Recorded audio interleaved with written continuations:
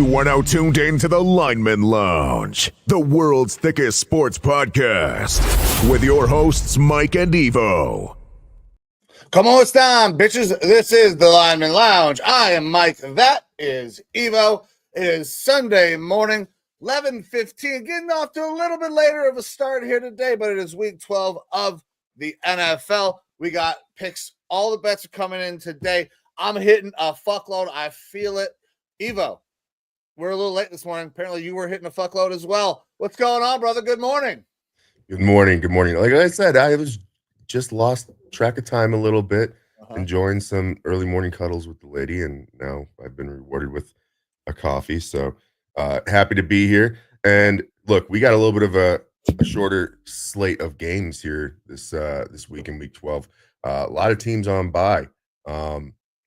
I believe we got 6 teams. We got the Falcons, Bills, Bengals, Saints, Jets, and Jags all on bye. So potentially a little bit of a shorter show. So my snafu on my timing mix-up hopefully won't affect us too much. We'll be able to get you all of our thoughts on these games, our bets in, and look forward to a nice Week 12 NFL Sunday. Hell yeah, hell yeah. Eric, good morning, bro. Appreciate you being in here. Man, we got an interesting slate. Morning games, some of them might be some clunkers. Some of them may turn interesting. Afternoon games I like a lot. I think this is going to be a very hard week to tell on some of these games, just because there's a lot of spreads that are pretty fucking large this week, it feels like. I believe we have maybe 3 games now that are double digits. And that's not very common for the NFL. I think we got 1, 2... Two this week, but we do have some larger spreads in general. Tougher week this week. For games that you don't want to see the larger spreads in all the time, but it's all good. The betting market, we've been saying this over and over, the betting market's been weird this year. Yeah. Yep. Monday Night Football looks like it's going to be a good one this week, Eric. Excited to talk about that. But look, it has been a weird betting market. The spreads have not been kind to me at a minimum. But it's not been kind to the sports books either. And I think the sports books are now leaning into certain things and trying to get right. And we're seeing that. It's making the picks a lot more difficult for us. Yeah. So today, I got all my stuff ready. Obviously, I don't do it. I do it off the cuff, but I don't do it that off the cuff. I know these before the show starts at least. But it's always done that morning before. Some of these spreads will probably move as we go along. I remember last week I lost like multiple points during the course of our last show. So that's one of the things I love about doing this Sunday morning thing is we can get it right to the people as soon as we're live, as soon as we see it, we can get it out there. Hopefully that, we can help the people make a little bit of money while we're doing that as well. But guys, if you're tuning in, thank you very much. We're going to get ready to dive into the show, but before we do that, if you don't mind, please head on over to our YouTube. We'd love if you would like, share, and subscribe to the YouTube while you are there. We are trying to push up to that 1,000 subscriber mark, and everybody that we get makes a dent. So thank you guys for tuning in. With that, Evo, my man, are we ready to start diving into Week 12 of the NFL? We got 12 games going on today. My parlay, full slate parlay, all 12s. If it hits, coming home with a cool 25 G's. I do it every week because one of these days it might fucking happen. Now, how much do you bet on those 25? $10 to win 25K. All right. I was gonna say if you're betting like $1, you could do that 25,000 times before you're really in a bind if you want to mentally work it like that. That's true, yeah. $10 is a little bit more. It's the price of, Yeah, I can only do it 250 times or whatever. Yeah, before it's an issue. Yeah. But, man, are we ready? Yeah, let's jump into it. Look, there's some storylines and some things that have happened this week. Some starting quarterbacks have been cut. We'll get into those when we actually get into the games. But we're going to start off this morning's slate by talking about what we kind of view as maybe the best game here in the morning. The Detroit Lions going up against the Indianapolis Colts.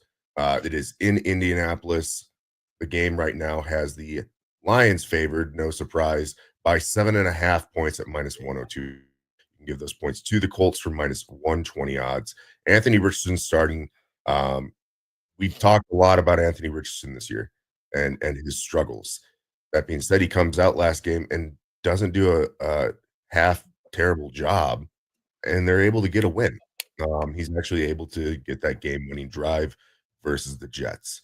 Do you think that the couple weeks off on the bench for Anthony Richardson really were that much of a benefit where we're going to start seeing more starter level capable play from him?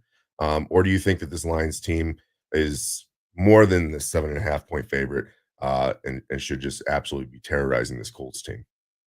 A lightning in a bottle. I think Anthony Richardson struck lightning in a bottle last week. We have seen basically his entire time. He's been wildly inconsistent.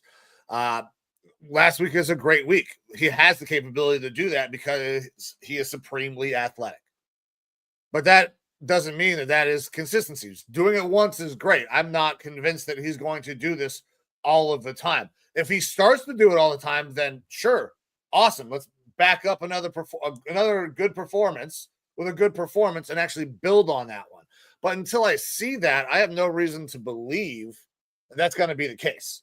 I know that last week played a much, much better game, but listen, we're talking about the Lions. The Lions are easily the best team in football. They are beating the fuck out of everybody they play. And Anthony Richardson has not played a lot of football. The Lions are confusing guys that have been in the league for years.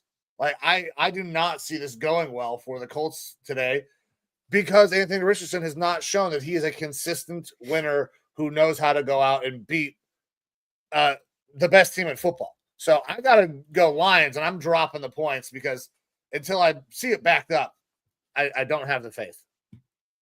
Yeah, this would be kind of an easy slam dunk if we were able to pick the money line on it. It's obviously going to be the Lions in this one. Offensively, they can't be matched.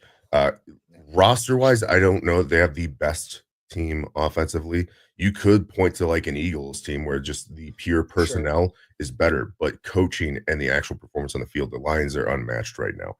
Best offense in football. Defense, they still have their struggles, but because the offense is so good, it actually takes a lot of pressure off that defense. The area where that team still is having difficulties is on defense in the secondary. You got Terrion Arnold out today for the Lions versus the Colts. He's out with a groin injury. That's not going to make things any better back there, which could provide some help to Anthony Richardson. But I think that in general, this Colts team is going to be playing from behind the entire time.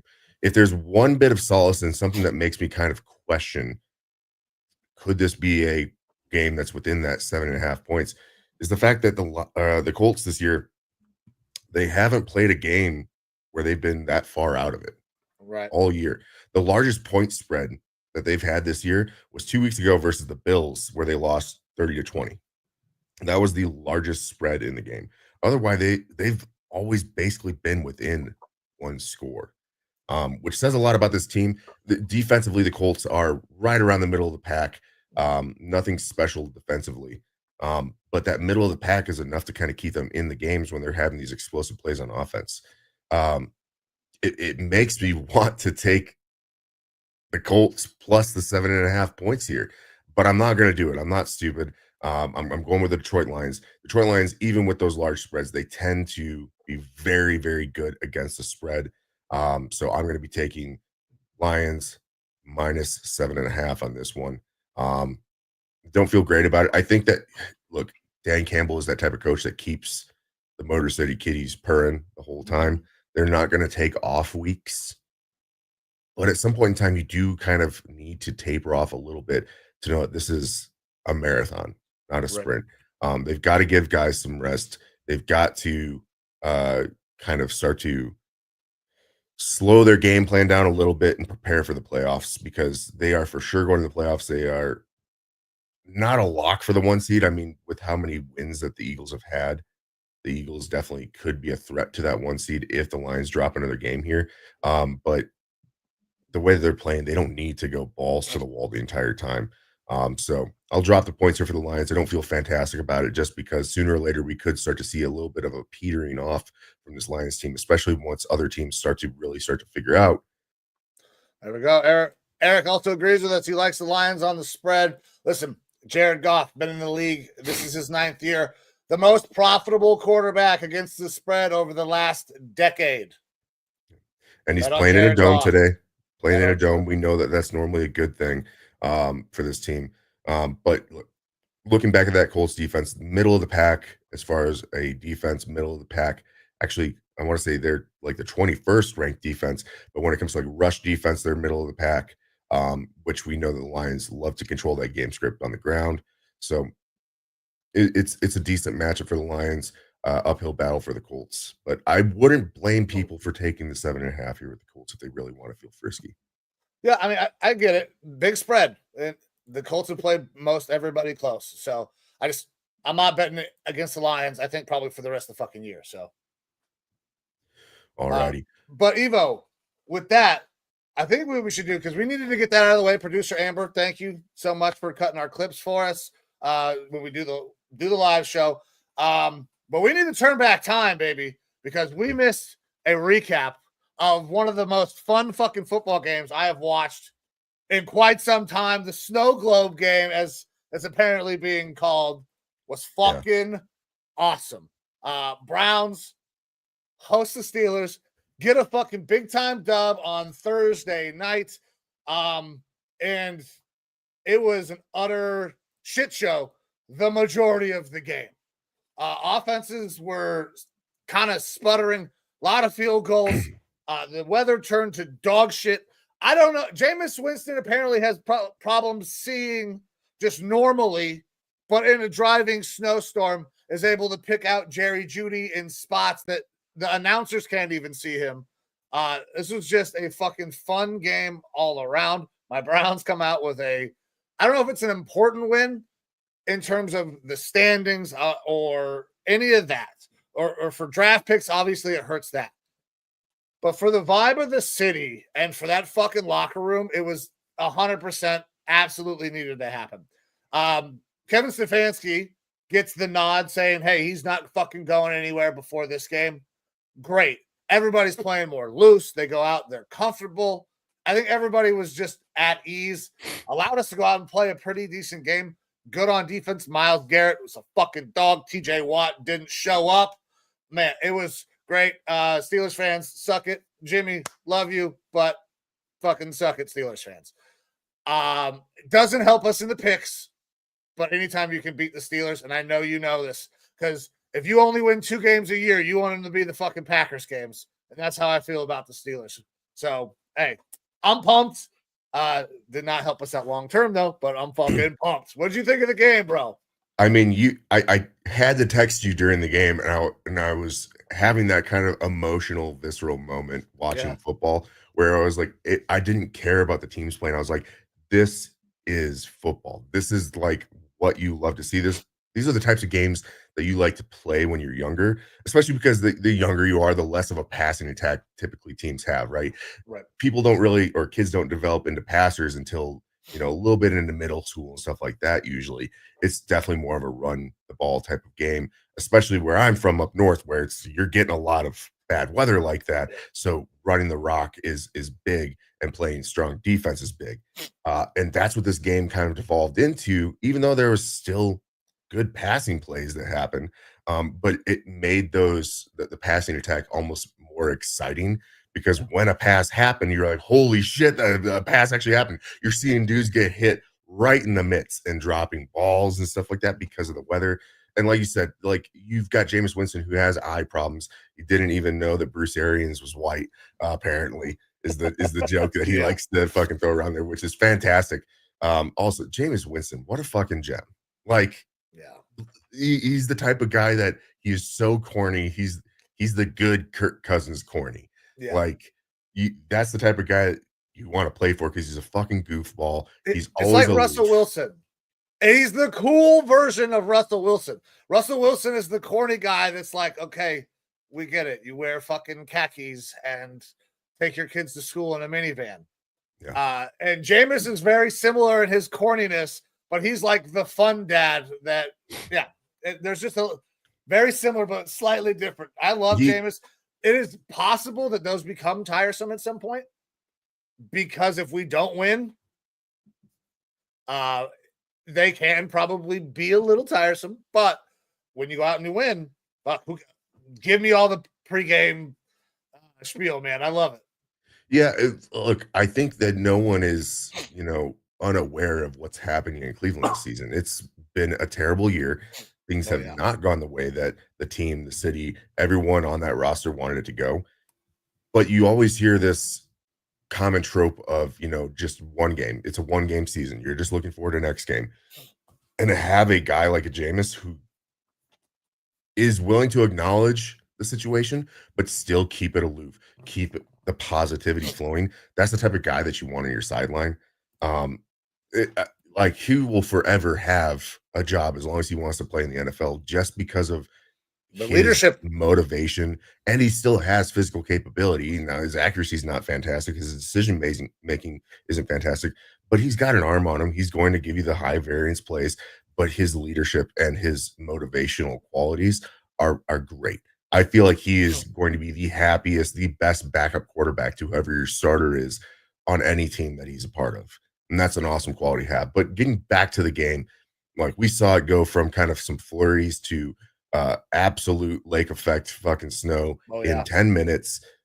It was awesome to see. It absolutely was affecting the call of the game from the announcers because they couldn't tell who the fuck was getting the ball or where it was going. You couldn't see field goal or extra point kicks. No, like the ball not at all. Goes off the foot and it's just gone. And we're having to go based off the refs putting their hands up to, is it good or not? I don't know. It was fantastic to watch. It made the game super, super enjoyable. And to see an underdog team like your Browns go there and take one from the Steelers was pretty fucking cool to see.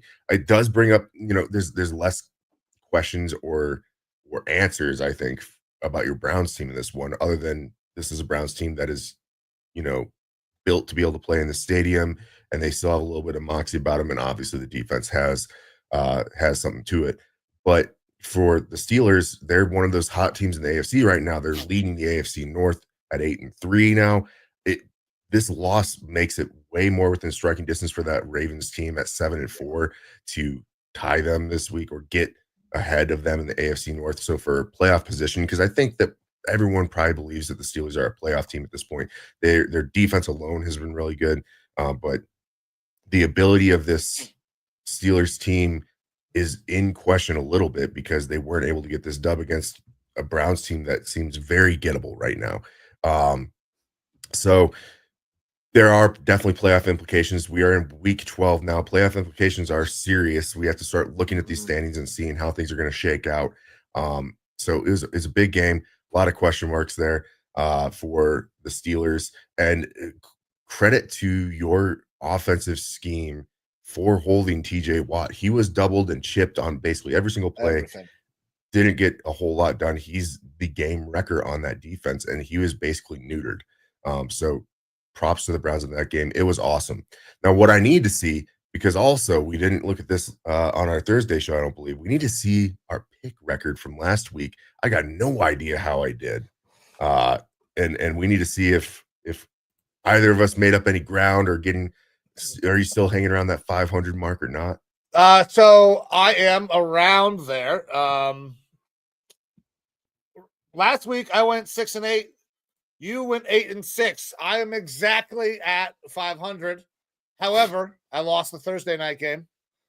You went 8-6 last week, 10 games under 500 currently. So you're battling back. Not a great week for me. I feel confident this week that I'm going to have a nice big bounce back. Now, you know what? I did not take my Browns.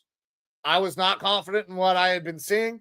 But I think maybe the elements and the fact that everybody's playing a little looser because they knew that there was nothing dramatic going to happen after this game. No Kevin Stefanski being fired. No Andrew Berry being fired. This allows everybody to play a little looser. Everybody is, they're just more into it because they know that one of their buddies, one of their friends, colleagues, whatever you want to call these people, is not getting shit canned that night because things didn't go well. So I will gladly be one game under 500 as of the start of today's show. But I feel like Lions gets me right back to it. So we ready to start diving into the rest of these? We'll see if we can't work these picks, get us at least me back over 500 and you back on that course to getting to that 500 mark. Yeah, I'm happy I stayed positive in this one. We already got a good start to the week. But yeah, I'm ready to jump into these games. Now, we got a couple questions here from the fans here. Where do you see the Cowboys coach for next year? We are going to definitely get into that one. But I have to go a little off script here. We did get a request from our boy Spicy Mike. He's about to jump on a plane, and he wants to know our thoughts on his game for this week. So we're going to go to an afternoon game real quick here. Okay, we can do that for sure. Arizona Cardinals at the Seattle Seahawks. Right now, Seahawks are favored at home by 1.5, minus 102 odds, or you can give the points to the Cardinals, minus 120 odds. This is a Seahawks team that was able to get a dub last week versus the 49ers. Kind of a surprise there, except for it's a divisional game. Divisional games tend to be close. I think we were both off on this one. 49ers. Brock Purdy didn't go down in that game, right? Why did Seattle do so good against the 49ers last week? And do you think that it's going to matter when they go up against the Cards this week? I don't know if it is going to matter. Like they played well. Brock is obviously something is wrong with Brock. He's not playing this week. He's out. So, but this Seattle team has always been kind of middling the entire fucking year. I feel like Kyler is kind of on a nice upswing. He's playing really good football right now. The Cardinals are starting to play some really, really nice football. I remember Mike a couple weeks ago was saying he would prefer that we kind of stayed off of the Cardinals hype train for a little bit. But I got to tell you, they're starting to catch a really nice rhythm. I don't know that Seattle is catching a rhythm. I think they have the ability to be good one week and bad the next week. It's a little bit of inconsistency that we're going to see with Geno Smith and this offense at times, because if they don't get the running game working, they can't really do much of anything else. So for me, I got to lean Cardinals because I think they're the better team and they're getting fucking points. Yeah, look, it's the same thing for me. Mike McDonald came into Seattle. He's supposed to be that defensive guy from Baltimore. The defense has not worked out. It's gotten better in recent weeks, but it is still not worked out. The defensive line is still a question mark for this team. And you're going up against a guy that is 100% effort all the time in James Conner. He is always going to be slugging that ball, standing upright, just running motherfuckers over. Yeah. That's the type of football that I love to see from a running back, right? It brings into question, how long is his career going to last? Because look, he's due for an injury, unfortunately. Like he gets injured every because of his type of upright running style. But while he's doing it, you love to see it. And Kyler has been looking pretty good in this second part of the season. The Seattle Seahawks, they are very up and down. And they have a big up week last week, getting one on the 49ers, but they're having another divisional matchup. Now, this is at home. That helps Seattle a little bit here, but I do like this Cardinals squad a lot better. I like James Conner being able to run the rock on this team. Unfortunately, this is the first of two games that the Cardinals have versus Seattle. They play them again here in, I think, 3 weeks or 2 weeks. So we don't really know how this Cardinals team is going to perform against the Seahawks specifically yet, but I do like their chances. 1.5. I kind of felt like there was going to be a larger spread one way or the other here, but I'm going to take the points for the Cardinals on this one as well. I like the Cardinals to win this game. I like a good game from Kyler. Black Ops 6 hasn't affected him that negatively, which is a good thing for those Cardinals fans. And Cardinals on the road versus those divisional teams, I think they got a good chance to win this game. So I'm going Cardinals. Hopefully a really good day from James Conner and Kyler Murray. All right. So we had a couple more comments in here. Let's get this one real quick. Eric asks how many wins for the Browns. We've already covered the Browns today, so we can get this one out of the way. How many more or how many total do I think? Well, 2 more. I think we get to 5. Maybe we get to 6, like we say here. It's entirely possible that they turn this thing around and we run the table and completely miss the playoffs and ruin our chances at a very high pick. I don't know. The consistency with this team has not been there. I think with the fact that everybody knows that everybody's coming back, there's a chance that there's a huge uptick throughout the rest of the year. I think. What do you got? I'm just looking at the schedule, man, and it is It's not tough. an easy schedule. It's You have the tough. Broncos coming up next week. I feel Broncos, like we can super get the solid Broncos. defense. You could, but I mean, when are we I going to don't start becoming care. believers, man? No, Like not believing. Broncos are not an easy team to beat up on, especially in Denver, altitude change and whatnot. Then you have the Steelers again in Pittsburgh. I don't know that the weather is going to help you like that, and the Steelers are probably going to figure some things out. Then you got the Chiefs. Chiefs are a question mark just because they play everyone close. Yeah. Bengals, that offense still scary. Dolphins, and then the Ravens. Like, you don't have an easy slate. We can get the Broncos. We can get the 6 Dolphins. games left. I think you might get 2 wins, maybe. Okay, I mean, so that gets us to 4. We're somewhere in that. No, 2 more is 5. That's 5 wins. So somewhere 5, 6 wins. And do you want that for playoff positioning? Okay, so listen, we're not. Excuse gonna me, make the for playoffs. positioning with draft picks. I want to win. It sucks watching bad football. So yeah, I want to win. Am I ready to go into tank mode and watch Browns football again? No, not really. I would love to watch good Browns football, but I know that this team needs a lot of help. So we need draft picks, and the higher our draft pick is, the start of this first round, the better. Because I don't expect us to take a quarterback. I think we'll probably trade down if we have a top 3 pick to get more picks so we can have Andrew Berry, because I think everybody's coming back after the comments that were made.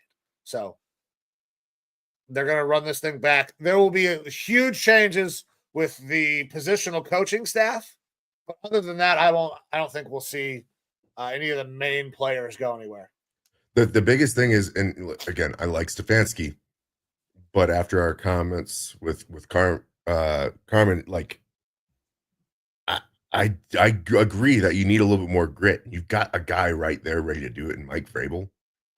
And I think that Mike Vrabel is going to go somewhere else this offseason. Like, he should be looked at as one of those head coaching candidates, a top head coaching candidate, maybe someone that would be good for the Cowboys. Maybe Vasquez. But I mean, like, he's that gritty type of guy. And if you don't do something to keep him in house, you're going to lose him. And that's a shitty loss. You know, I know you were happy that Vrabel came in, that he's this, quality assistant or something like that, or whatever you want to call it, a consultant. Yeah, he's a consultant. See, that is the word that is definitely being used a lot. He is a consultant, works a lot with the offensive line and tight ends as well. Yeah. Look, Vrabel has a lot of good options of places that he could go. And I think that he gets to be picky and choosy. Like, I don't think that he's going to have to go to a situation like a Carolina Panthers. Not that they're going to fire their head coach, but I don't think he has to go to a complete dumpster fire. He can kind of pick and choose a good situation for himself. I got to pop this up here one more time. This will never happen. And if it does, Aaron Rodgers retires. Because Mike Vrabel will beat the shit out of Aaron Rodgers. Look, there's no way that relationship could possibly work.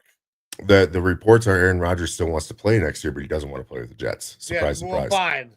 Like, who cares what the baby wants? Like, at this point, if I'm the Jets, I'm not running this experiment another time with Aaron Rodgers. I'm not doing it. Like, you got to cut your losses. If they do, Jets fans will fucking riot. Oh, well. It didn't do anything before. Yeah. All right. With Let's start diving back into more football games. Yeah, we'll get more to some Cowboy coaching talk, I'm sure, here in a little bit, but we'll get back into our morning slate of games. Next up here on the FanDuel line, we have my Minnesota Vikings going into Chicago to play the Bears. Bears, tough loss last week versus that Packers team. Bears are getting 3 points at minus 105 odds. Vikings are dropping 3 for minus 115 odds. This was 3.5 earlier in the week, and for most of the week, it was 3.5 points. But we are down to minus 3 here on this one. Look, Vikings the past, since 2019 have won all of their away games in Chicago. They have not been pretty, but before that, Chicago was just terrible for the Vikings to go play in. This is a Bears team that, offensively, they have a lot of struggles. They bring in this new offensive coordinator, and things look better, but they don't necessarily look great. I think Bears fans need to temper their expectations here a little bit with the offensive coordinator change. You went from having an inept offensive coordinator to a guy who is just not making the stupid calls, like very bad choices, very bad play calls, which is going to make things look dramatically better. But do they look like a good offense? No, not necessarily. That's a win that I really wish you guys had gotten over the Packers. And if it wasn't for that blocked field goal, which I know on the TikTok are a little short about that. There's a lot of Packers fans commenting about, hey, they asked the NFL if this was a penalty, and the NFL said no. Well, of course they're going to say no. They didn't call it in the game. They're not going to be like, yeah, we fucked up. When does the NFL ever do that? They don't come out and be like, yeah, we blew this game pivotal call. Like we blew it, because then that brings in more fan questions of like, well, why can't we have replay system this, and why can't we run this back, or why isn't it an L for the Packers? Like, you have all these questions. To me, like, it was a relatively clear penalty. And the last time the NFL, I'm pretty sure, went back and said, no, you're right, we fucked this up, is how we got pass interference reviewed for 1 year in the NFL.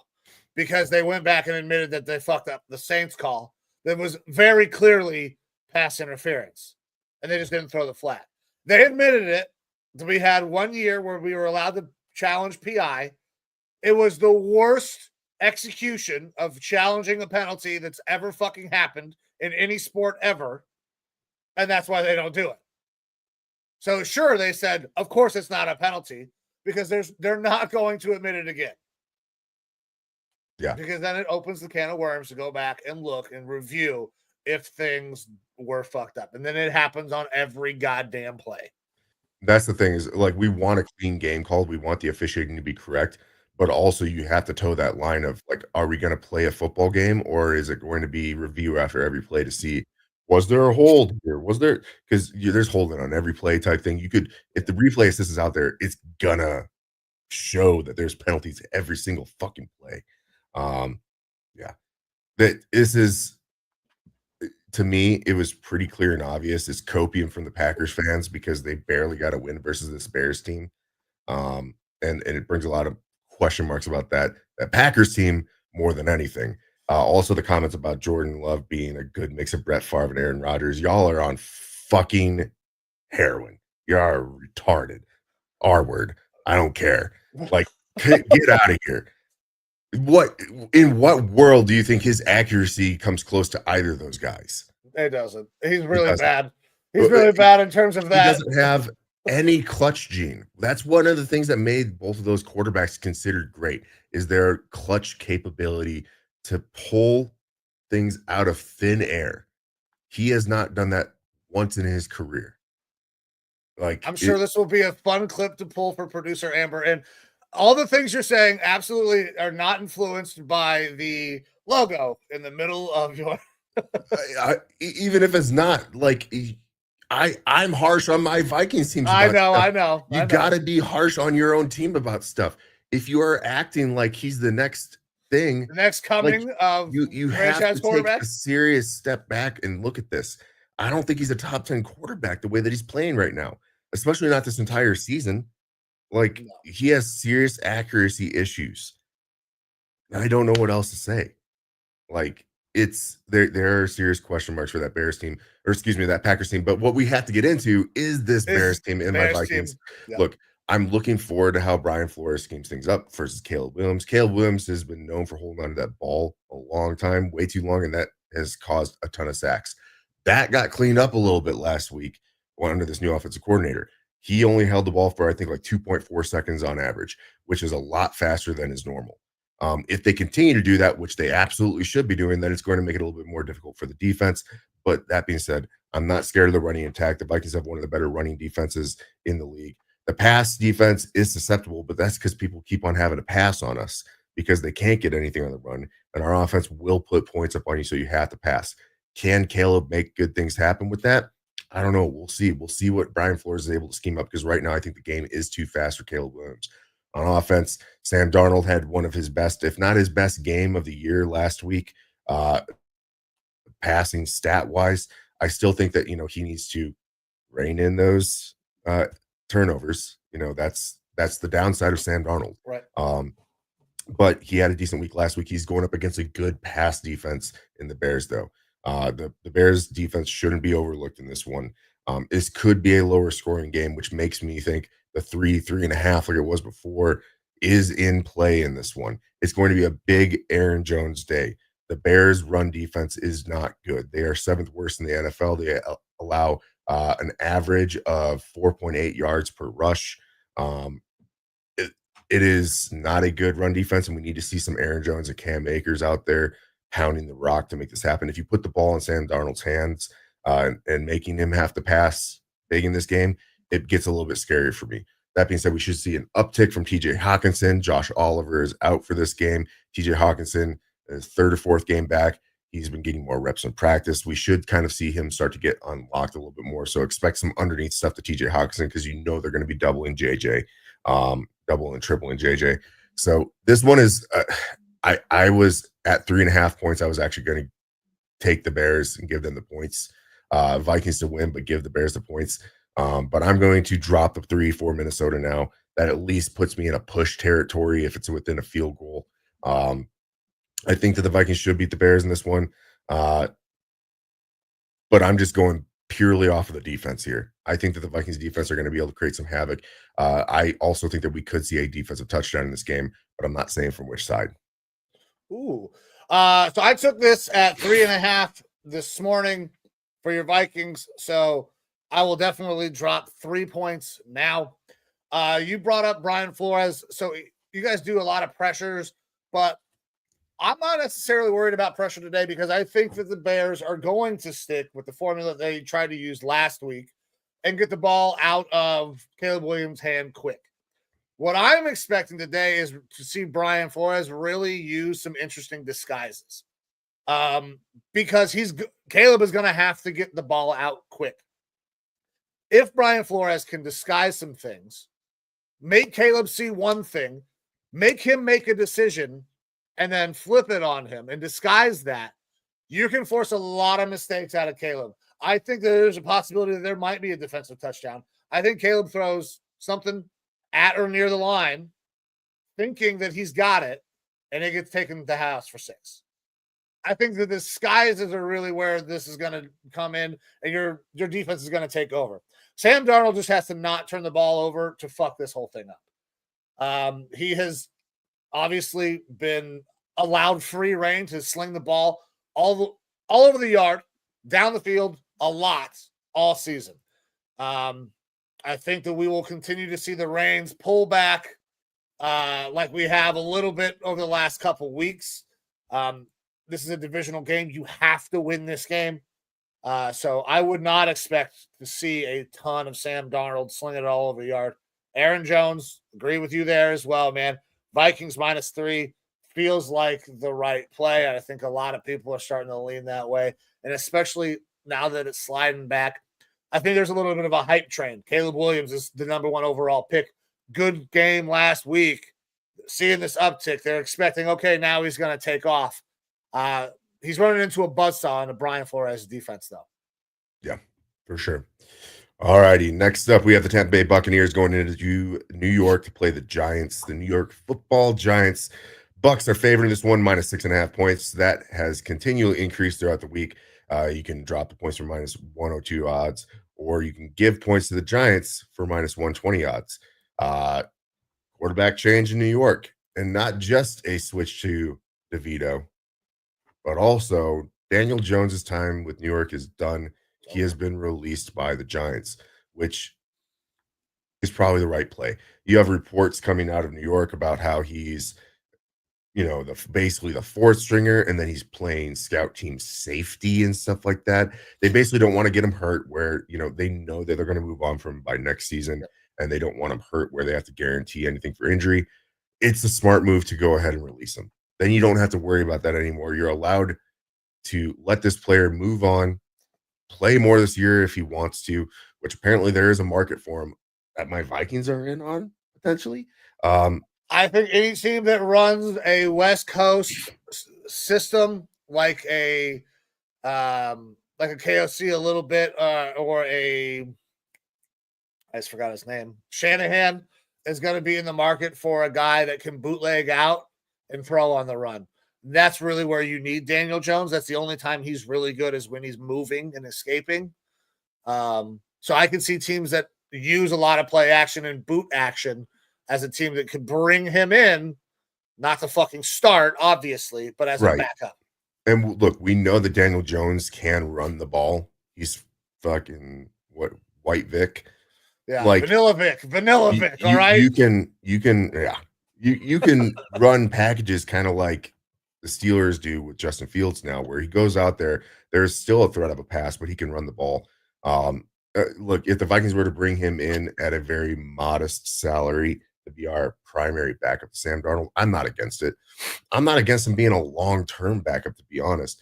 My fear is just that KOC and the Vikings need to focus on mentoring JJ McCarthy going forward. We don't need necessarily another reclamation project. What KOC was able to do with Sam Darnold this offseason has been outstanding. And I think that he could do a lot of that with Daniel Jones as well.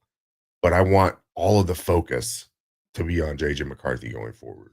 Yeah. And so if Jones were to come in and be a backup in that situation, I don't know that we're going to see the growth that you would want to see. Maybe some, but look, a change of scenery is probably going to be good for him.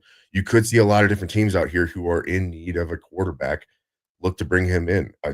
Like the Cowboys, their season is lost, but he might be better than the quarterbacks on that roster.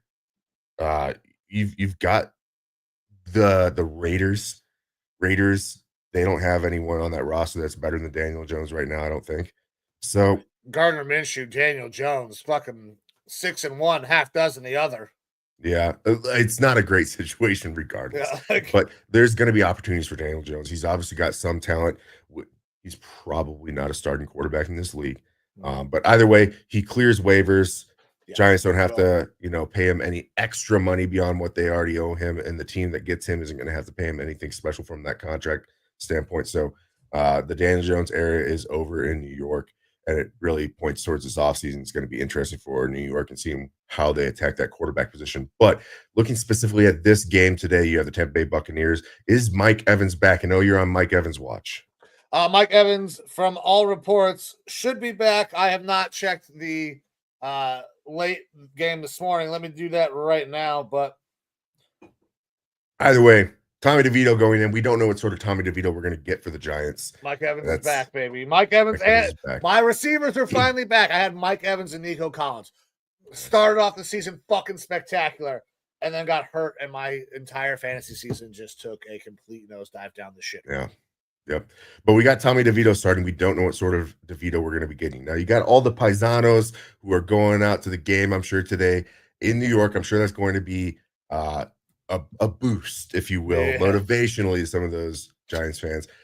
DeVito won some games with this team last year. He added a little bit of a spark, so it's not out of the question that he could do some good things here. But you still are looking at a guy who is traditionally looked at as a third-string quarterback starting for your football team. I expect a heavy dose of the run, a lot of Tyrone Tracy today from this Giants team.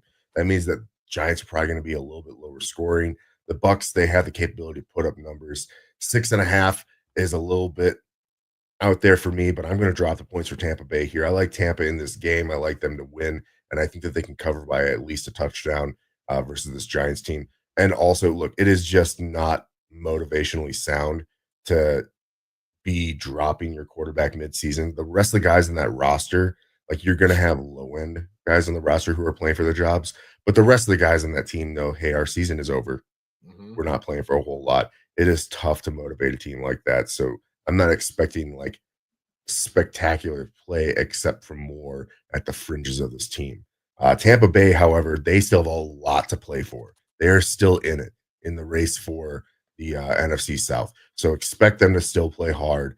So I'm taking Tampa Bay minus the points. Giants are in tank mode, man. That's why they're starting Tommy. Love Tommy. Won some games. But you don't surpass your backup to start your third stringer if you're trying to win games. Because guess what? Drew Lock hasn't played a lot of fucking football either. You can be getting an evaluation on Drew Lock playing in games for you, but that's not happening. They don't want to fucking win. They're not going to keep this thing close. Mike Evans is back. The Bucs have a lot to play for, like you said. The Falcons are easily got in that division. We talked about this Bucs team. I thought they were going to have a chance to win the division at the start of the year. Injuries kind of derailed that, but the Falcons are not pulling away with shit. They're dropping games they shouldn't be dropping.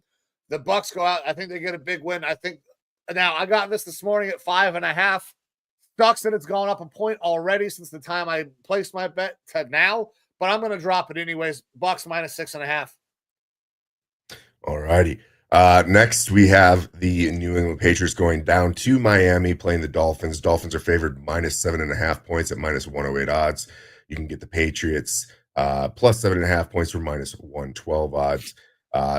Patriots and Dolphins played earlier this year.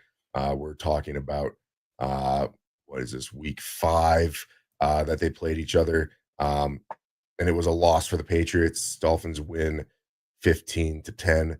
This was a game without Tua out there. Tyler Huntley started 18 of 31, 194 yards and an interception. So very different circumstances, very different for Miami being there at home, kind of getting the crew back together, things clicking a little bit better for this Dolphins squad. Where do you got this game going, Mike? Listen, man, you just brought it up. When I was going through this thing, you go back, you look, you say, have these teams played? Yes, they have. How did it look? Okay, it was ugly as shit. Why was it ugly? Tyler Huntley played quarterback. They did almost nothing on offense. I think he had like 120 yards it was in that game that I saw. So their offense was basically non-existent. Yeah, it was also Jacoby Brissett, though, playing in this game. And now we got Drake May going out there. So it is a complete quarterback change. There is a lot to like about the Patriots' future because of the way Drake May has been playing. And we're going to keep on banging this hammer. Talked about it in the draft season. We're talking about it now. Drake May looks a lot like a Josh Allen type of prototype. That's a good thing to hear because Josh Allen is playing MVP caliber football, right?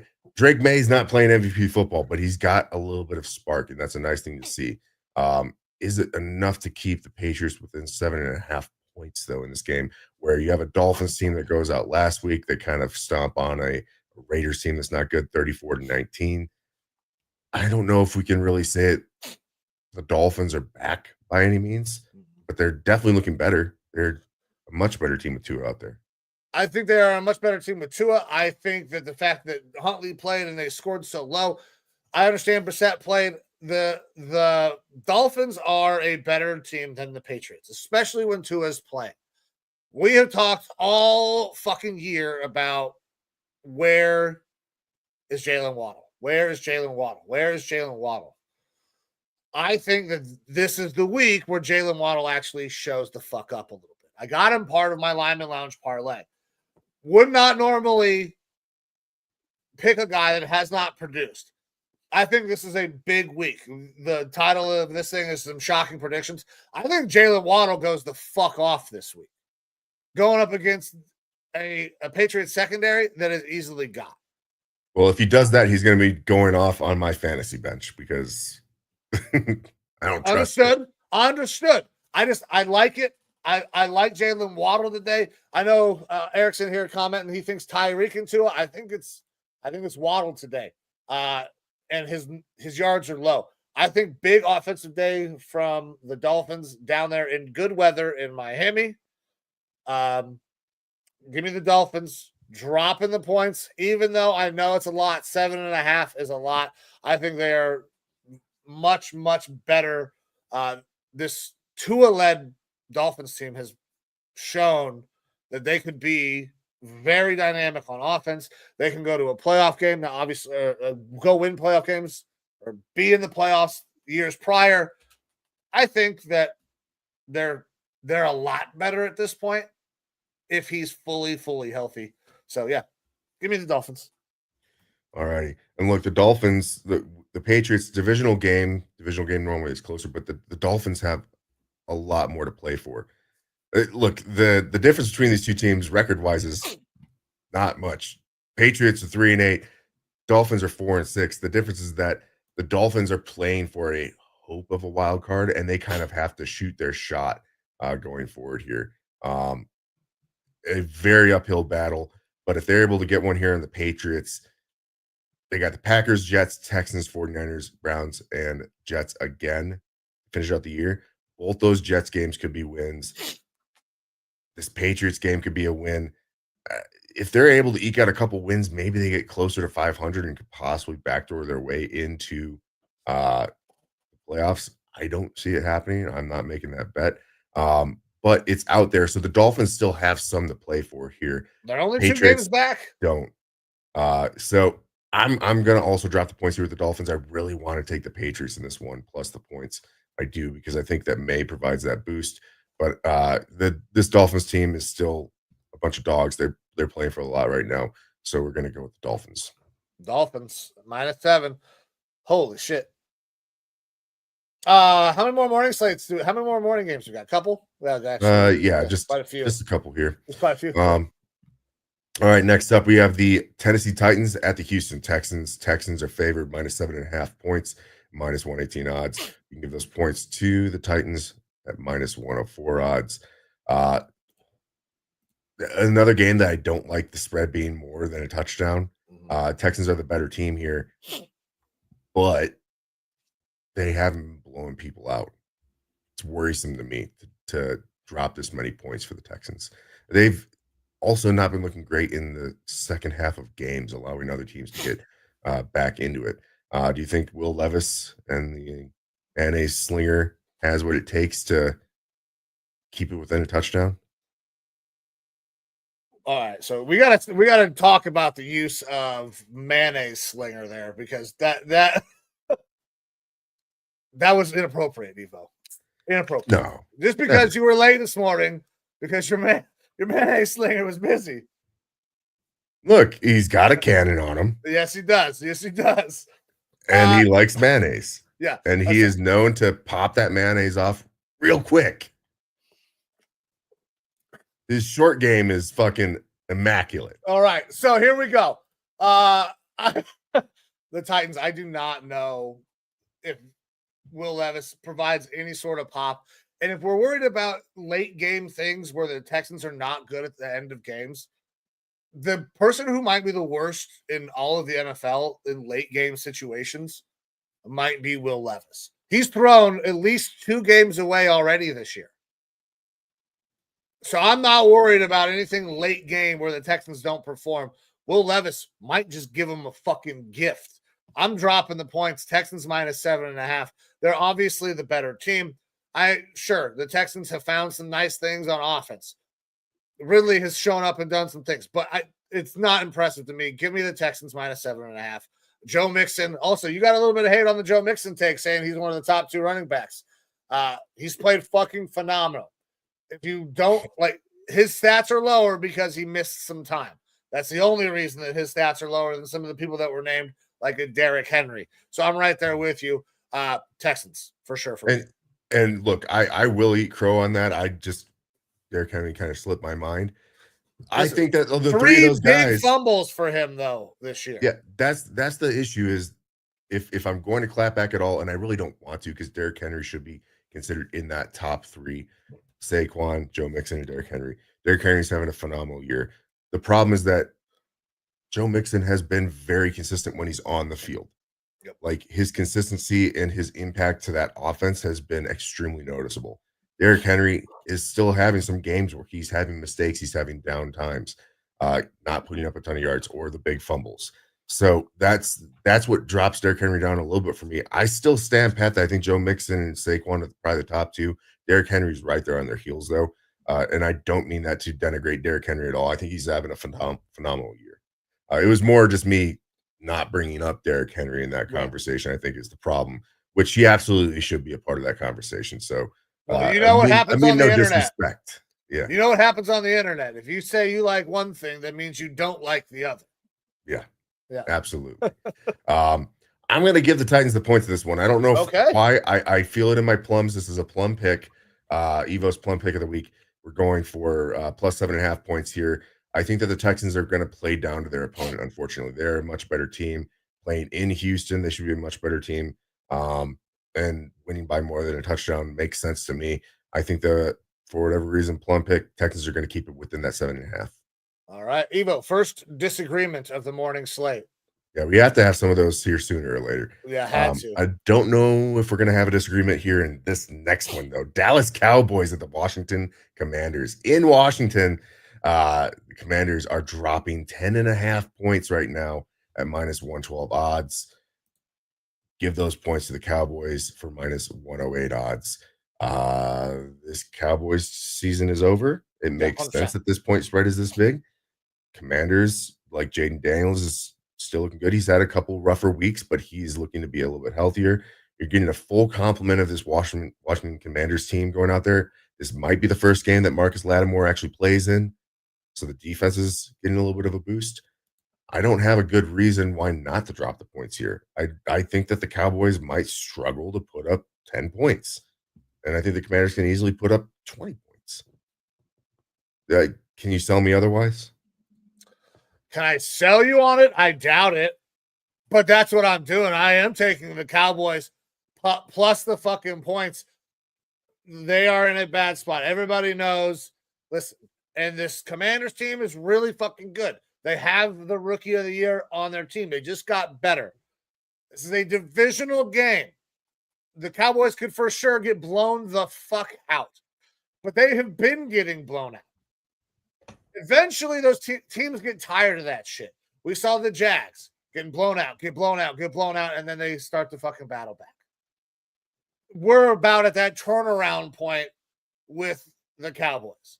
They will either battle back this week and keep this thing at least fucking close, or they're going to get blown out and Mike McCarthy gets fired and won't make it to Thanksgiving.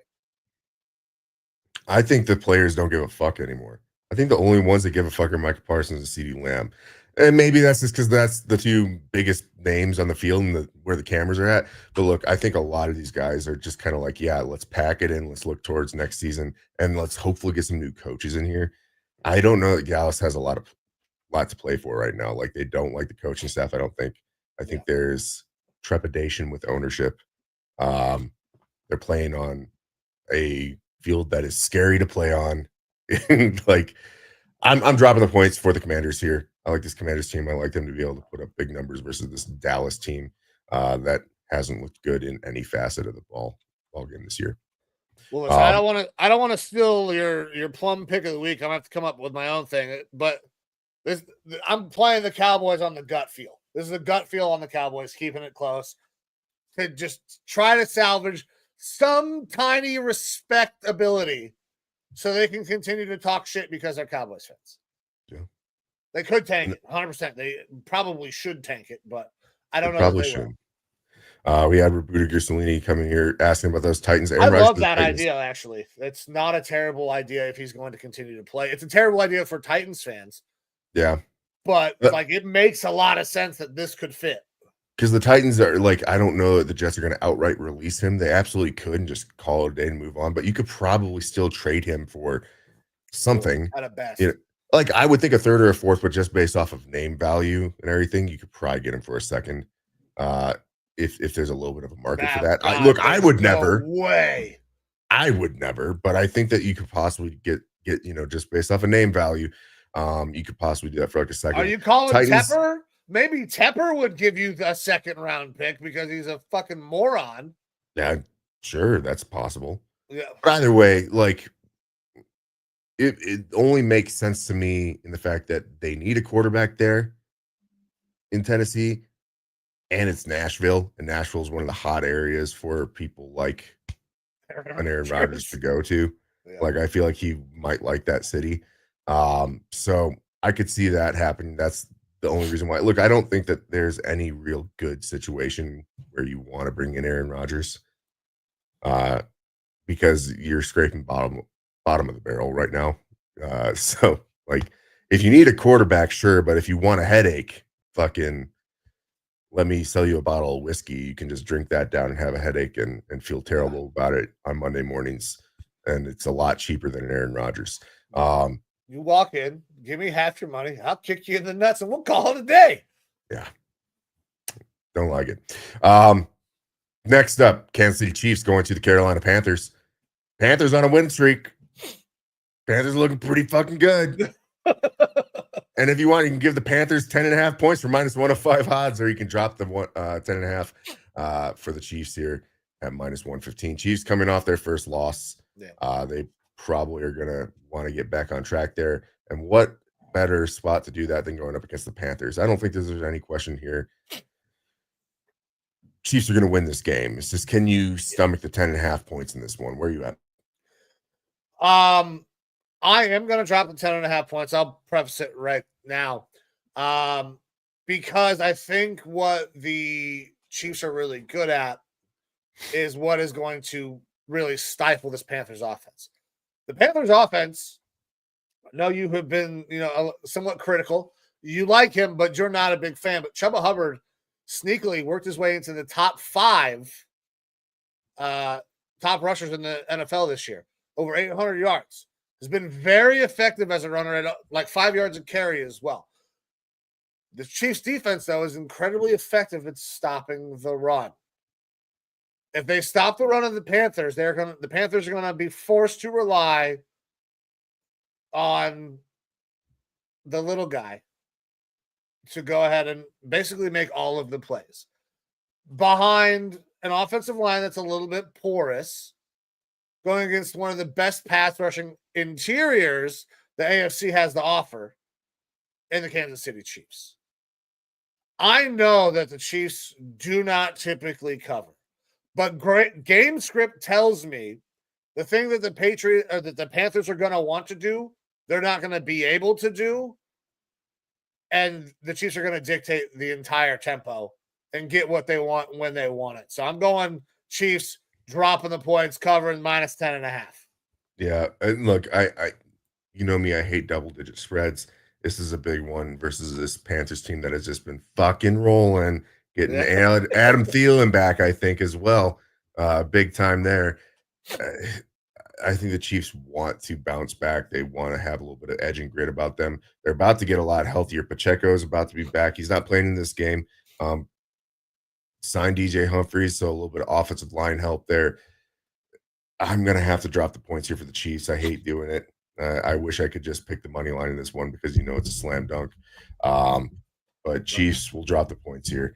And that covers it for our morning slate of games. We got to stop saying slam dunk. We're not slam dunking it because every time we do that. Every time you do that. Every time that's very true. I don't know that you have done it and it's gone badly, but it definitely goes bad every fucking time that I do it. Guys, morning slate of games. We're both on the Lions, -7.5, both on the Cardinals, +1.5, both on the Vikings, -3, both on the Bucks, -6.5, both on the Dolphins, -7.5. This is our first disagreement. I got Texans -7.5. You went Titans +7.5. I'm taking the boys, Cowboys +10.5. You're going Commanders -10.5. Playing my gut there, just like you're playing your gut with the Titans. And then we're both riding Chiefs -10.5. That's your morning slate here at 12:17. Get those bets in, guys. Get those morning bets in. Hopefully, especially if you piece just together the things that we hit here, that's what, 5-leg parlay that we agree on. Might need to toss that together, see what that pays for our morning slate real quick. But with that, I'll run through that, see what that pays right now, Evo. And look, if you feel like those picks with the spread are a little bit off, you don't have to bet the spread with us. No, you don't. You could throw together that parlay and be like, I like this team, but I don't know about the spread. Just put it on the money line.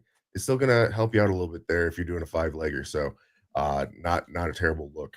But we'll go into our afternoon slate of games here. We have Denver Broncos. Thank you, Eric. Go ahead and put that together. We got the Denver Broncos going into Vegas, playing the Raiders.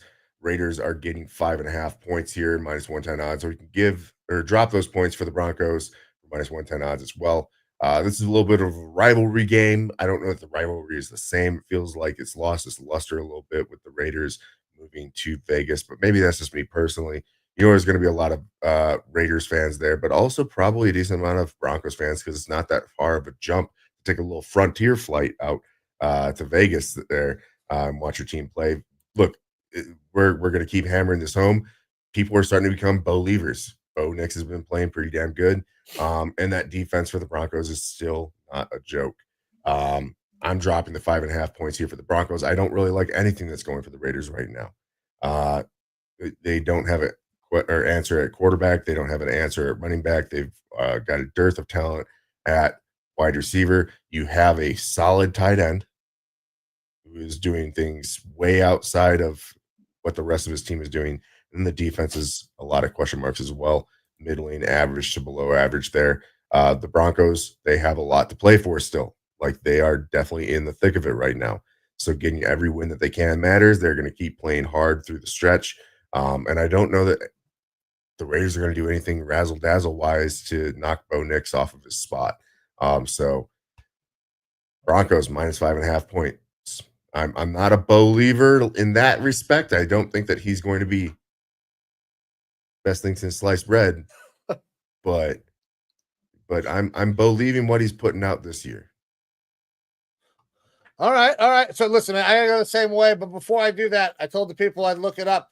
You can get, if you pick the games that Evo and I agree on: Vikings -3, Bucks -6.5, Dolphins -7, Chiefs -10.5, Lions -7.5 pace, plus 26-22 on your odds. Not bad. Not a bad little parlay there. Might go ahead and toss that up there. But hey, brother, I'm riding right here with you. I do not believe that the Raiders have anything positive going for them. I'm Bo-leaving sometimes, but I'm not Bo-leaving every week. But I don't have to Bo-leave shit this week. The Raiders are bad. The Broncos are much better. And the Broncos are great on defense, and the Raiders are terrible on offense. They cannot run the ball. They're going to have to put it up 50 times today, probably, with a combination of Gardner Minshew and O'Connell. And I don't know if those will be the only two quarterbacks. Is O'Connell playing? I'm not even sure if he is. Because he's been out with the hand injury. They've had some Desmond Ridder sightings out there. I'm not sure if O'Connell's even going to be playing. Not that it makes a single lick of fucking difference. No, the quarterback situation is just in kind of shambles there. They're looking forward towards next year, which again, I'm thinking Shedeur might be an answer there. Apparently, Giants also in on Shedeur. I don't know if that's where Dion wants him to go play. My whole prediction of Dion jumping to the NFL, it's not over, but they're getting some high recruits going out there to Colorado, which makes me feel like, maybe he's still going to continue cooking there with the Colorado Buffaloes. But Vegas Raiders for sure looking for a new quarterback next year. Not a good situation there right now. Moving on to our next game. This one is kind of a fun one for our afternoon slate. Sorry, I'm going to cut you off right here real quick, but I'm looking for the Aiden O'Connell stuff. He broke his hand 6 to 4 weeks. I thought that was in October, though. I thought he was coming back soon. Maybe not. So it doesn't matter. They're going to have to throw the ball a lot. Anyways, go ahead. Sorry, I was trying to find that information for the people. You're good. We got a fun one for the afternoon slate here. San Francisco 49ers going up to Green Bay, facing the Packers. The Packers are favored minus 6.5 points at minus 102 odds, or you can give those points to the 49ers for minus 120 odds. The big news here in this game, Trent Williams is starting despite injury, but Brock Purdy is not starting this game. Can the 49ers beat the Packers without their starting quarterback? You have relatively healthy CMC going out there. You have a Green Bay Packers team that was barely able to get a win last week versus the Bears. And this 49ers team typically has the number of the Green Bay Packers. They typically hand it to them. I think with Purdy being out, this is getting closer to a trap game for the Packers. I agree. I'm riding the 49ers plus the points, dog. I really like the Packers and their ability to play defense, but they are going to run into a guy that knows exactly what they do as well on the opposite side of the ball. LaFleur is a disciple of Shanahan. I'm correct, right? I believe that is, they've been around each other for a very, very, very, very They long were with time. each other in Washington. Yep. And LaFleur's offense has obviously changed a little bit, progressed a little bit. They're running the ball very effectively. But the 49ers are also going to run the ball very effectively. Because Brock is out, we will see a big uptick in what they're trying to do on the offensive side of the ball. In the run game, we're going to see more Jordan Mason in this game. We have not seen enough of him since CMC has come back. CMC obviously can't carry the entire team because he's still working back from injury. Brock is out. We are going to see some Jordan Mason in this game. Big run game from the 49ers. Slows this game down because the Packers are also going to try to run the ball. Jordan Love has been middling at best, especially against teams that can get after him. I think that because the spread is big enough that, sure, maybe the Packers win this thing, but 5.5, you got to win this thing by a touchdown. I don't know that the Packers are that much better. The reason the spread is so high is because Brock Purdy is out. That makes sense. Because Brock Purdy is out, this game gets slowed way the fuck down with the run game. Game script dictates much closer game. 49ers plus 5.5. Yeah, look, I had a conversation with Joe Rockstar about this and how he thinks that it's kind of tank season. I don't think so. Brandon Allen's the starter out there. Not, a big home name, but I mean, he's played in the NFL. He's started some games in the NFL. And he's going into one of those offensive systems that is relatively easy to play in. I mean, look, if people want to follow the script of the only reason why Brock Purdy is looked at as being any good is because he's playing in the Shanahan system and it's easy to play in, then, well, like, you should be able to get 80% of that play then from a Brandon Allen, right? You've got Debo, who's going to be out there. You've got Ricky Pearsall. You've got Jawan Jennings. You've got CMC. You've got Jordan Mason. You've got George Kittle. You've got all these offensive weapons available. And you're getting your fucking the best left tackle in the league when he's healthy is back. Yeah, the 49ers going in here knowing that everyone is looking at them, thinking like, oh, you're going to lose this game because you're starting quarterbacks out. But I think this 49ers team is going to rally behind that.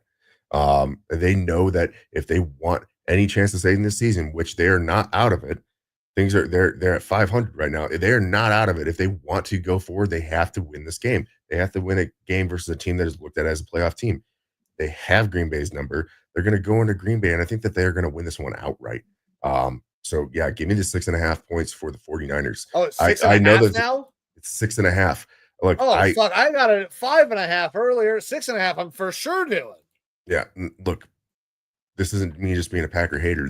I think the 49ers are a better team, and I think that they have the Packers number. They go in there all the time. Every time they go in their Lambeau, I feel like the 49ers beat the shit out of the Packers. Yeah. All righty. That's it for our afternoon slate of games. We're going to go into Sunday Night Football. We have the LA Rams playing in Los Angeles versus the Philadelphia Eagles. Rams plus 2.5 points, minus 102 odds. Or the Eagles, you can drop those 2.5 points for minus 120 odds.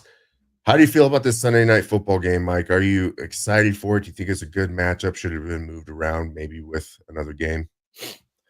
So should have been moved around with another game is debatable. Because you could look at some of these games. I mean, you want to flex 49ers Packers?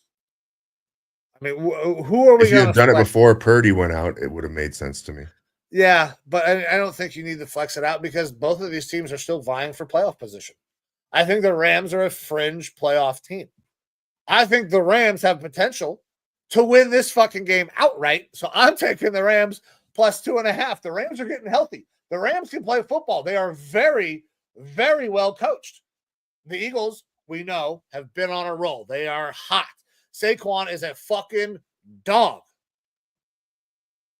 But if we're going to talk about well-coached teams, are we tossing in the Eagles? Are we happy that Sirianni is the head coach? I know that there's been a lot of things. People are trying to get back on the Sirianni train, but Saquon Barkley is making Sirianni look way fucking better than what he is.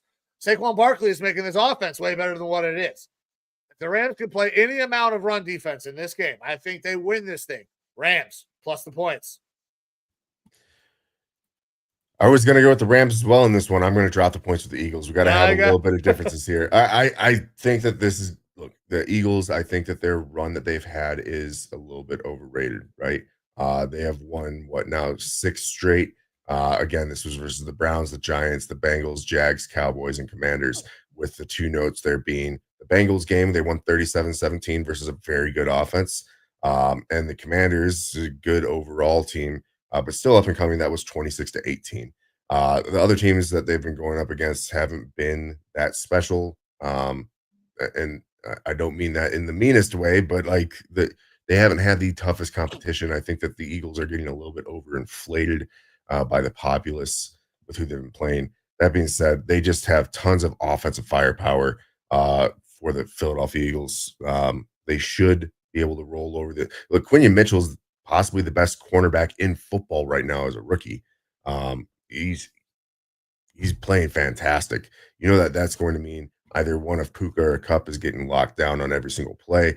It's can the Rams take advantage of the other guy that should hopefully be open.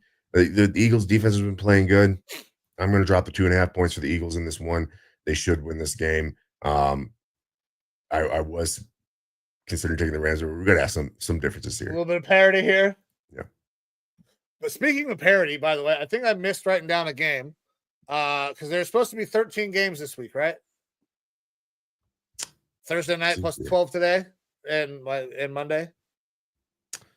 Let me reverse course here real quick because we still have one more game. We still have our Monday night game to go over.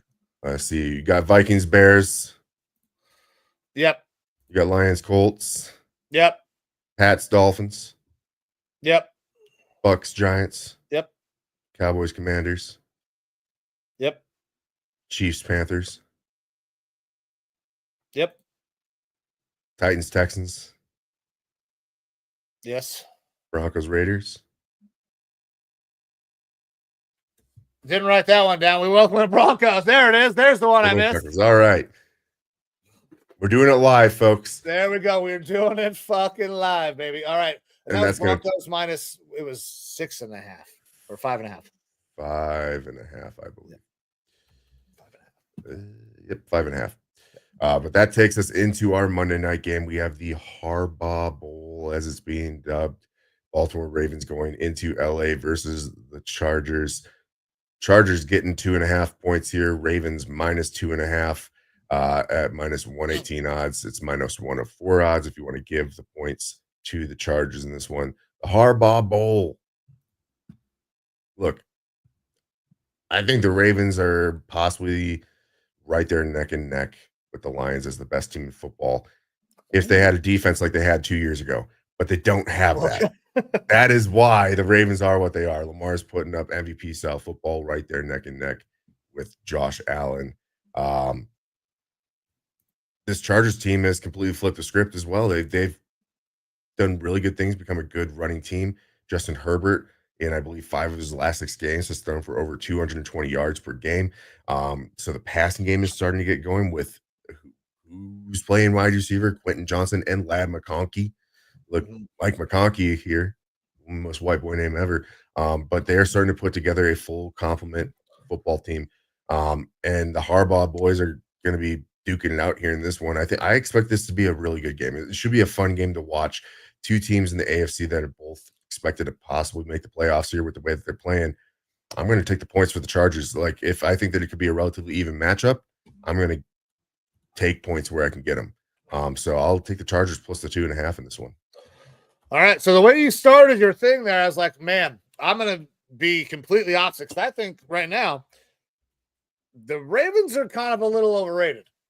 Now, if they had the defense from a couple of years ago, they'd be really fucking nice right now. But I think they're a little overrated. This Chargers team, I know I for sure did. I'll admit it. I drastically underrated them. They are starting to find a rhythm on offense.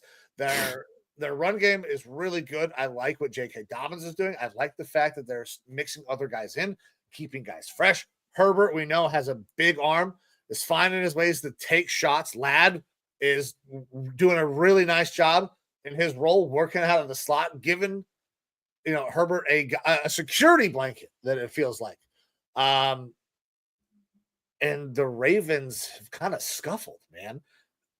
The Chargers offense, while it's not necessarily explosive, can put up enough points if you catch them in a bad spot. the Chargers beat the shit out of the Browns because our defense just kind of folded. We've seen that happen to the Ravens several times this year. Chargers plus 2.5. I like that one a lot. Yeah. Look, Ravens are they're good against the run, but their pass defense is not great. So we could see that J.K. Dobbins kind of gets stymied a little bit. It is firepower on firepower. You've got Greg Roman. You've got pieces from that Ravens offense out there with the Chargers now. So they're going to know each other's game plan a little bit when it comes to the run game. Like the Ravens can stop that Chargers running attack possibly. But I think that this is going to be a big Ladd McConkey game. That Ravens secondary is not great. I think that they are also going to understand how to attack the weaknesses there. So yeah, I'm going Chargers in this one. I kind of like that play. All right. So we have quite a few people in here right now. Thank you guys very much for tuning in. We're about to wrap this thing up with some parlays, but before we do that, if you guys wouldn't mind, no matter where you're watching, if it's X, Facebook, or on our YouTube, please, if you wouldn't mind, go like, share, and subscribe to our YouTube page, Lineman Lounge. We're all part of the No Sleeves Network. It would mean a lot to us. We're working to get those 1,000 subscribers on our YouTube page. Every subscription helps. Thank you guys for your time there. But with that, Evo, let's roll into our Lineman Lounge parlays for this week. We need to hit one of these bad boys. And I got to tell you, I took some outliers. And it didn't necessarily improve my odds, but my numbers were so low that I feel good about them. Sam Darnold has thrown for over 230 yards several times this year. As long as he does not do anything crazy, that number is very achievable. Again, David Montgomery with the Lions. I expect the Lions to roll. But David Montgomery is going to get his early through the first half, first 3 quarters until they probably pull him. And if that game does stay tight, David Montgomery definitely goes over these 58.5 rushing yards without question. And for some reason, I feel it deep down in my plums, man. I got Jalen Waddle having his breakout game for the year, where everybody realizes that, oh, Jalen Waddle's actually a nice piece when he does what he's supposed to. 42.5 yards is very low for a Jalen Waddle type receiver. 1 catch, he's over that. So that'll get you plus 595 odds. Need to fucking hit one. Need to hit one of these bad boys. Yeah. And for me, I'm going TJ Hawkinson with 40 or more receiving yards. Again, Josh Oliver's out. I expect him to start getting added a lot more into this game. I see double coverages and whatnot on JJ and Addison. So he's going to be able to work the middle. 40 yards, I think, is easily achievable for a guy that can be a top 10 tight end in this league. Justin Herbert, over 225 passing yards. Just like we talked about with that Ravens defense, their secondary is suspect. Herbert has been putting up over 225 yards consistently in 5 of his last 6 games. And then James Conner, I love the guy running the rock against this kind of suspect defensive line from Seattle. You know they're going to be giving him the ball quite a bit. So James Conner, 90-plus rushing yards. Actually, I almost want to double-check that. I feel like it was rushing and receiving yards. I think that is because his 90-plus rushing yards, and you're getting that odds. I feel like you're getting. Yep, it was alternate. Excuse me, it was rushing and receiving yards. So I got to change up that graphic real quick for us. But it was 90 rushing and receiving yards. That gives you 498 odds on the day for my parlay. All right. Well, brother, that will do it. We got about 22 minutes until we get kickoffs of the first games of the day. I'll be rooting for you boys, Vikings, to go out there and get a dub. Very happy. I love Sundays when my team's already played, and I can just take in a wealth of football. It should be some good games today, maybe some not so good games. Like we said, there's a lot of big spreads today. I dropped a lot of points today. I think there's a chance that some of these games might be a little bit of a blowout, but I also got some bold ones in there, as do you. Your plum pick with the Titans. I'm ready to see the way that one turns out. But brother, I appreciate you. Thank you very much for your time and all the things that you do for this show. Same thing to producer Amber and everybody that tuned in today. Thank you guys very much. My man, are you ready to get the fuck out of here? Yes, sir. Let's do it. All right, brother. I'm Mike. That's Evo. This is the Lineman Lounge. Thank you very much for tuning into the show. If you want to interact with us, go to any one of the places below: X, Facebook, TikTok. Our call line is now closed. And the YouTube, which we'd love you to go over, stop at, and subscribe to that while you're there. Evo, give the people one last word, and let's get the fuck out of here and enjoy some Sunday football. Love is overrated. Jordan Love is overrated. There we go. Love yourself. Love your family. Love your neighbor. I'm Mike. That's Evo. This is the Lineman Lounge. Thank you for your time. We're getting out of here. See you.